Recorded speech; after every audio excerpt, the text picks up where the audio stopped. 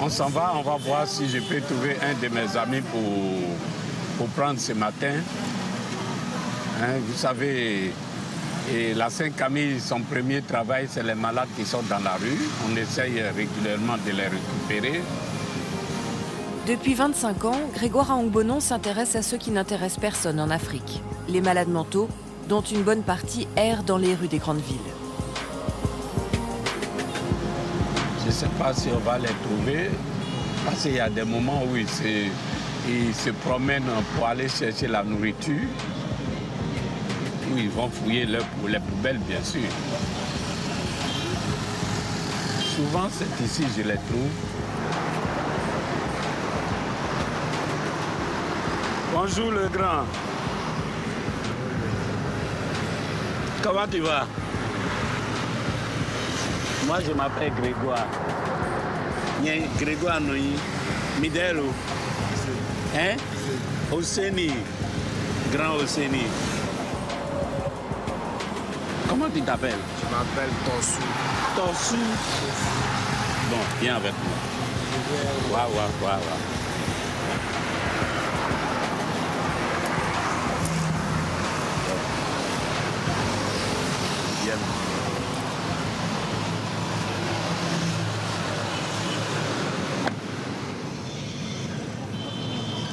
Tossou, tu es content?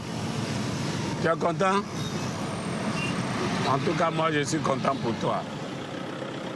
Ce soir-là, Hosseini et Tossou dormiront au centre de Tokan, dans la banlieue de Cotonou. C'est l'un des 4 centres d'hospitalisation du Bénin que Grégoire a créé avec son association La Sainte Camille. Je ne suis pas content. C'est quoi Sainte-Camille? Sainte-Camille sera le bon. Sainte-Camille sera le bon. Parfois, les malades viennent de la rue. Parfois, ce sont les familles qui les amènent. Ici, on prend tout le monde et les traitements sont 10 fois moins chers qu'à l'hôpital. Les soignants sont souvent d'anciens malades formés à la psychiatrie. Oui, je viens de prendre. Faut l'amener. Bonjour. Il vous arrive des fois de parler vous seul. Hein? De mélanger les paroles aussi. Les gens vous disent que ce que vous dites là, c'est pas juste.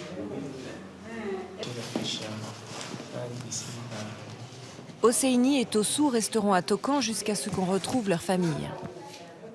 En Afrique, la maladie mentale fait peur. Beaucoup dans les familles pensent que leur proche a été envoûté, que le mal est contagieux.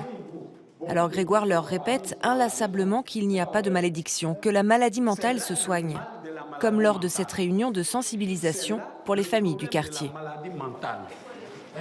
On pense souvent que c'est une possession. Comment quelqu'un peut commencer à parler seul? Comment quelqu'un peut commencer à dire « je vois des choses » À la fin, la famille commence à chercher. On va chez les guérisseurs, chez les marabouts. Le marabout dit, lui, il cherche son argent. Hein. Il va toujours trouver quelqu'un qui est la cause de la maladie. Il va toujours trouver quelqu'un qui est la cause. La sorcellerie peut exister, le mal existe. Mais la sorcellerie n'a rien à voir avec la maladie mentale. Vous avez compris? J'ai eu un gros problème. Moi aussi, j'ai eu un problème comme vous. Dans la vie, il y a toujours un moment où on rencontre des épreuves, des difficultés. J'ai failli me suicider, moi. J'ai failli me suicider. C'est grâce à Dieu que je me suis retrouvé. Dieu a commencé à m'éclairer. À la faillite de son entreprise dans les années 70, Grégoire Aongbonon a fait une grave dépression. C'est à ce moment-là qu'il raconte avoir ouvert les yeux et décidé de s'occuper des malades mentaux, les oubliés des oubliés. Sans la moindre formation médicale, il y consacre sa vie et toute son énergie. Moi, je suis réparateur de pneus. Mon travail, c'est réparer les pneus. C'est ce que j'ai appris, c'est ce que je connais faire. Je n'ai pas fait de longues études. Papa! Emmanuel! Bon appétit! Ah! Bravo! Papa! Hein? Doga Benade. Non, parle français, parle français.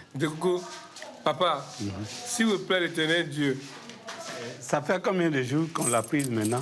Ça fait une journée juste. Une semaine. Tu ne m'as pas trompé. Je t'ai dit que fini la rue. C'est vrai, vous m'aviez fini la rue. J'ai dit fini la rue.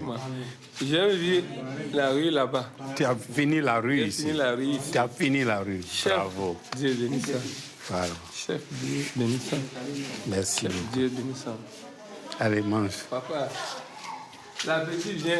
Oui, mange, mange. Ah ouais. Mange. Merci beaucoup. Pour moi, l'accueil est fondamental. Il faut savoir les accueillir avec joie, que la personne se sente aimée déjà quand il arrive, qu'il ne soit pas regardé comme un malade. Parce qu'ici, les gens ont l'habitude de les traiter de fous. Et pour moi, ça, c'est un mot que je cherche comment faire pour détruire ce mot de vos dictionnaires. Que le soit durant 2 mois ou bien 2 mois. Oui, chef. Émilie est venue à Tocan pour prendre son traitement. Elle va mieux maintenant, mais pour éviter que la maladie ne reprenne le dessus, elle doit venir régulièrement et ce n'est pas toujours évident.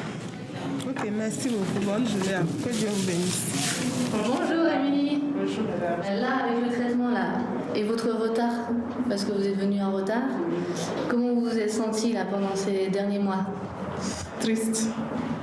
Un peu triste. Seulement hier à aujourd'hui, comme je n'ai pas dormi, c'était un peu le souci avec mon ami, mais maintenant ça va.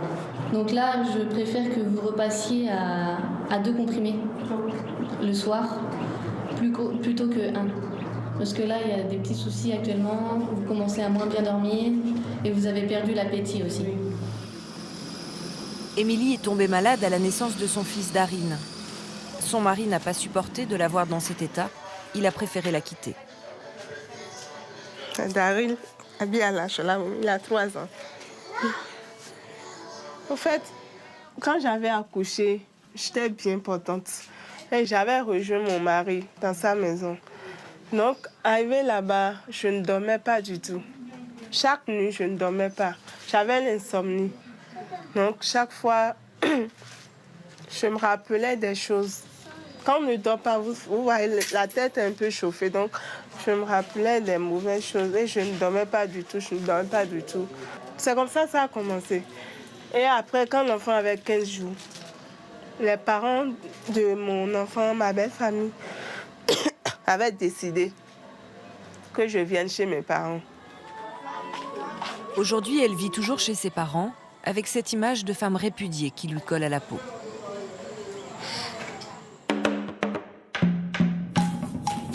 Pour soigner un maximum de monde, Grégoire a compris qu'il fallait être présent partout. Partout là où le système de santé est défaillant.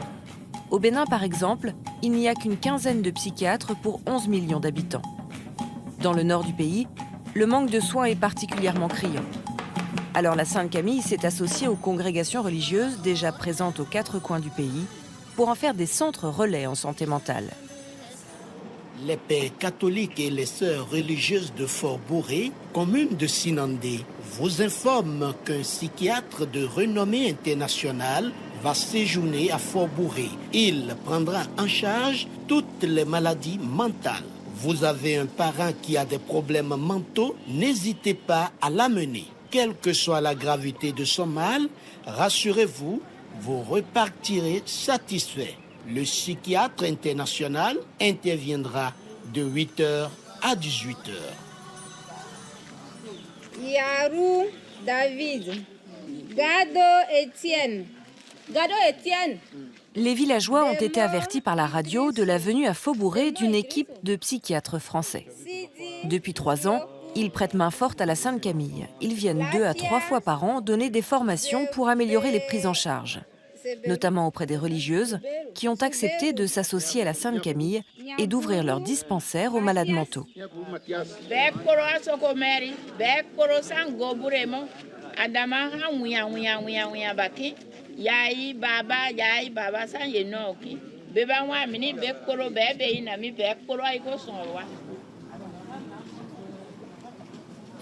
Ici, nous sommes pas loin de Cotonou à la fois, parce que c'est le Bénin un peu profond. La sœur Félicité s'est formée à la psychiatrie il y a 1 an et demi. La plupart du temps, elle gère seule les patients qui arrivent avec des pathologies dont elle n'avait jamais entendu parler avant. Aujourd'hui, Elle profite de la présence du docteur Alarcon pour parfaire ses connaissances. Il est venu la première fois, on l'avait vu ensemble, hein, c'est ça? Oui, en mars. Le premier. À l'époque, on avait dit, il y avait une logorrhée, tu te rappelles, logorrhée, Oui. soliloquie, insomnie, propos incohérents, bizarrerie. Et on avait diagnostiqué un premier épisode délirant. Voilà. Ça fait combien de temps qu'il va pas bien? C'est beaucoup moins qu'avec ça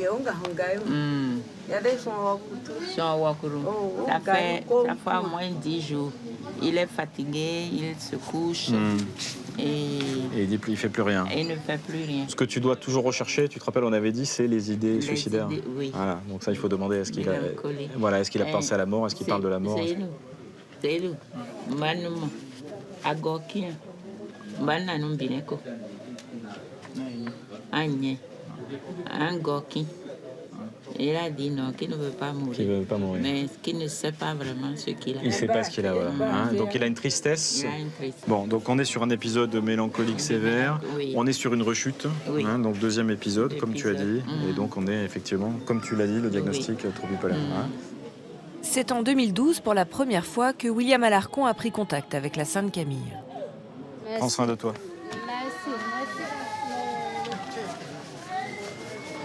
Quand on est arrivé, on avait le sentiment que la maladie mentale était prise en charge, ce qui était déjà une première chose, mais la maladie mentale, c'était un grand tout. C'est-à-dire que les patients étaient malades, il y avait la maladie mentale, on disait il y a la maladie mentale, mais on ne faisait pas forcément la différence entre une schizophrénie, un trouble bipolaire. Les premiers dossiers de la Sainte Camille, quand on prend les vieux dossiers des malades, tous les patients sont schizophrènes. C'est-à-dire les gens arrivaient, ils disaient j'entends des voix, il n'y avait pas du tout de différence entre une schizophrénie, un trouble bipolaire, une dépression grave. Or, c'est quand même important de faire la différence parce que les devenirs ne sont pas les mêmes, les enjeux ne sont pas les mêmes. Est-ce qu'on va garder des traitements toute une vie? Est-ce qu'on ne va pas les garder toute une vie? Donc ça, c'est quand même important. Donc ça, je pense qu'on a quand même amené cette chose-là. Ce qui nous a plu dans la Sainte Camille, c'est la dynamique de la Sainte Camille. En 10 ans, tout ça s'est fait en 10 ans, avec une grande énergie. Alors des fois, c'est un peu... Des fois, ça va presque trop vite, mais en même temps, ça a le mérite de développer. Puis c'est un modèle qui est quand même très peu répandu dans les pays en voie de développement. Hein. La psychiatrie, en général, elle se limite souvent à un hôpital, voire 2 dans les grandes villes, et puis c'est tout, quoi. Donc là, il y a une vraie stratégie de développement de la psychiatrie, de la santé mentale sur un territoire. Grâce à la formation des équipes du docteur Alarcon, ces religieuses, devenues apprenties psychiatres, peuvent soigner environ 70% des pathologies. Certains cas plus complexes demanderaient une formation plus approfondie, mais sans cette aide logistique, ces hommes et ces femmes ne seraient pas du tout traités. On peut peut-être se mettre à l'écart, Félicité, ouais.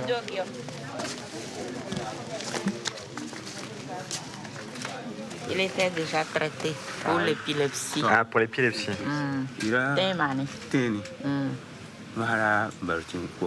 Donc ils ont laissé les médicaments, ils sont allés à l'indigénat. Il était guéri. Donc ils ont relâché tout.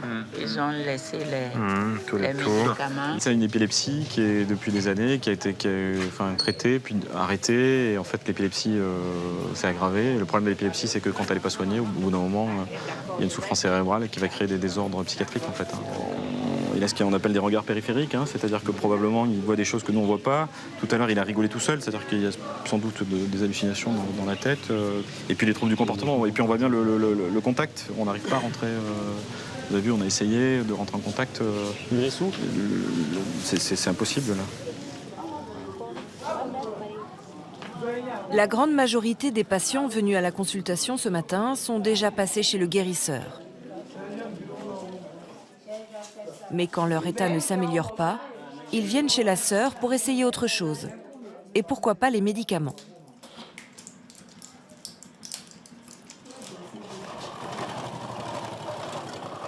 À quelques kilomètres de là, à Péréré, nous sommes reçus par l'un de ces guérisseurs. C'est l'ancien adjoint au maire du village qui nous le présente. Vous êtes face à un guérisseur qui traite les malades mentaux de façon traditionnelle. Il n'est pas au début de ses œuvres. Il a commencé, ça fait plus de 30 ans aujourd'hui. il a des contextes où la maladie en question est provoquée par un parent. Je veux parler de l'envoûtement. C'est quelqu'un d'autre qui a œuvré pour lui transmettre ce mal. Ce n'est pas naturel. Ici, les patients sont soignés par des mélanges à base d'écorces et de plantes. Certains sont appliqués directement sur la peau, d'autres ingérés et d'autres encore inhalés. Voilà. Voilà, on le protège là et...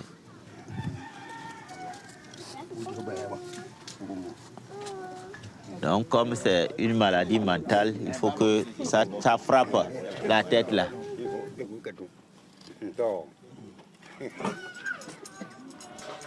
Très souvent aussi, les malades sont enchaînés. Ah, vous avez vu comment il les a orientés? Ça ne gêne pas du tout. Et voilà comment on marche. Avec ces conditions-là, même s'il veut fuir, où est-ce qu'il peut aller? Jusqu'où il peut atteindre? Parce qu'il a des états de conscience. Quand ça va venir, il va vouloir quitter. Si on lui met ceci, il ne peut plus faire chose. Même si on le voit, on sait que déjà, il fait partie de... Les gens vont le ramener ici. Quand Grégoire Aongbonon a commencé à s'intéresser aux malades mentaux, il a découvert l'inimaginable. C'est aussi pour mettre fin à ce genre de traitement qu'il a voulu se faire leur porte-parole. Excusez-moi, les malades mentaux, ils vivent des choses qu'on ne peut pas décrire en Afrique. Je suis content que vous soyez parti à Pérélé et que vous me donnez aujourd'hui les nouvelles qu'il y a un seul malade enchaîné dedans. Le jour où je suis parti, je crois, il y a une vingtaine de malades enchaînés. Et une femme, mais bloquée. Et un poteau au milieu de la cour. On a les deux pieds, on a enjambé le poteau, on a enchaîné les deux pieds et les deux bras. Tout nu, on l'a frappé. On vous l'a frappé, il fallait voir tout son corps. Et vous savez, quand on demande au guérisseur quelle est sa maladie, il dit grippe aviaire. Vous savez, ce qu'on appelle grippe aviaire, l'épilepsie. Parce qu'il tombe, il commence à faire quoi, et remue. C'est ça, grippe aviaire. Aujourd'hui, les centres de la Sainte-Camille ne désemplissent pas. Il y en a au Bénin, en Côte d'Ivoire, au Burkina Faso, au Togo. Et certains patients viennent même d'encore plus loin. Au début, tout le monde disait, mais qu'est-ce qu'il veut, où il va, s'occuper des fous, il ne sait pas ce qu'il veut. Mais aujourd'hui, je vois que tout le monde s'intéresse. Il y a des gens qui appellent maintenant de Congo, de Tchad, de Mauritanie. Tout le monde veut partout des centres. Bon, donc, je pense que petit à petit, la mentalité change. Mais les méthodes de Grégoire ne plaisent pas à tout le monde. À l'hôpital Jaco de Cotonou, le seul hôpital psychiatrique du pays, on n'envisage pas la maladie mentale de la même manière. Pour ces psychiatres de formation, la maladie est un tout et il ne faut pas négliger la croyance et les rites populaires. La maladie mentale, dans la croyance de l'Africain, dans la culture africaine, a plusieurs origines. Eux, ils sont dans la logique de la médecine conventionnelle. Et je vous ai dit tantôt qu'en médecine conventionnelle, les maladies mentales se traitent. Je viens de le dire. Vous avez compris. Mais ce n'est pas pour ça que je vais empêcher un patient qui croit, qui dans sa tradition, sa croyance depuis l'origine, son fonctionnement, sa culture, il y a un certain nombre de choses que ce n'est pas pour ça que je vais l'arracher à sa culture en disant que ceci c'est faux, ce que vous faites là-bas c'est faux. Non, il faut faire attention par rapport à un certain nombre de choses. Mais j'ai à apporter un plus. Même si l'hôpital manque de lits et de personnel, le professeur Ganzou ne voit pas d'un très bon œil le développement rapide de la Sainte-Camille. La Sainte-Camille qu'il évoque sans jamais la nommer. Il y a beaucoup de patients qui vont se faire soigner dans d'autres structures que je ne maîtrise pas. Je ne sais pas. Mais ce que je sais, pour que cela nous soulage, il faut que ce soit une prestation offerte par des personnes qualifiées. Par des personnes qualifiées. Sinon, bon, s'il faut faire un travail et qu'on en reçoive encore en état de complication, je pense que c'est pas soulager quelqu'un, ça. L'État n'aide pas la Sainte-Camille, ou à peine. Elle est entièrement financée par des dons privés grâce à un solide réseau catholique en Europe et au Canada. Jésus de Nazareth, c'est lui-même. C'est Jésus-Christ de Nazareth. Ok, merci. À Tocan, par exemple, le terrain a été donné par l'évêché. La construction du bâtiment et le matériel ont été financés par différentes associations du Bénin et d'ailleurs qui soutiennent Grégoire depuis longtemps. L'État fournit juste l'eau et l'électricité. Tu as mangé ce matin? Ce matin-là, Grégoire décide de partir avec Firmin, un patient qu'il a recueilli dans la rue pour essayer de retrouver sa famille. C'est pas Firmin. Bon, regarde devant pour me montrer la route. Hein? Faut que tu regardes devant, sinon moi je ne peux pas connaître chez toi. Je suis sur la bonne route. Hein?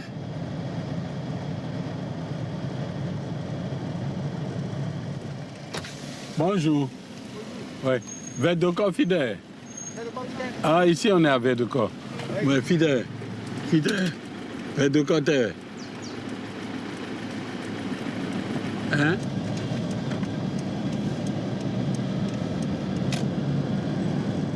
Firmin, tu sais qu'on doit travailler ensemble. Hein? Oui.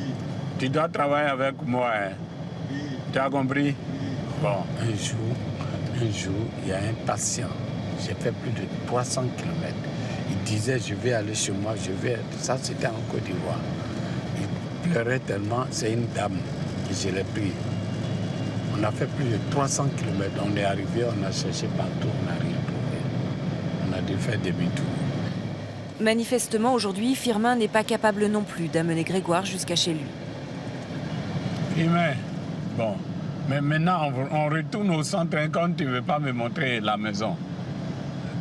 Hein? Oui. Firmin restera donc soigné à Tocan en attendant d'être stabilisé et de pouvoir expliquer d'où il vient. La Sainte-Camille essaye quand c'est possible de ramener les malades chez eux. Car retrouver la famille, c'est un gage de réinsertion pour tous ces malades en errance. La vie, c'est la vie. Ouais. La vie, c'est la vie. Je me sens si coupable quand je sors et les hommes me regardent. Je me dis, mais pourquoi ils me regardent comme ça? Ici, on ne sort pas. On t'enferme. On dit qu'on ne sort pas. C'est comme ça se passe. Mais moi, je trouve ça normal. Parce que c'est pour notre bien. Parce que si tu sors, tu vas encore créer des choses. Si tu es malade, vraiment malade, si tu es vraiment malade, et si tu sors, tu vas encore créer des choses. Et là, c'est malade. C'est pas bon. Pourtant, ici, personne n'est enchaîné. Une semaine après avoir été sortis de la rue, Tossou et Hosseini ont disparu. Ils ont quitté le centre sans crier gare la nuit. D'abord Tossou, puis Hosseini. En retournant sur la voie principale, nous tombons sur Tossou, à l'endroit où nous l'avions trouvé. C'est un quartier malfamé où traînent souvent les dealers. Peut-être qu'en fait, Tossou n'est pas un malade mental, mais un toxicomane. Quand on n'est pas médecin, c'est difficile de savoir. Parfois, la Sainte-Camille se trompe et récupère des personnes qui sont en souffrance, mais pour lesquelles elle ne peut rien faire. Pourtant, elle ne les remet jamais à la rue. D'ailleurs, pour ceux dont personne ne s'occupe, Grégoire a déjà une idée. Il a prévu d'ouvrir un centre dédié aux toxicomanes.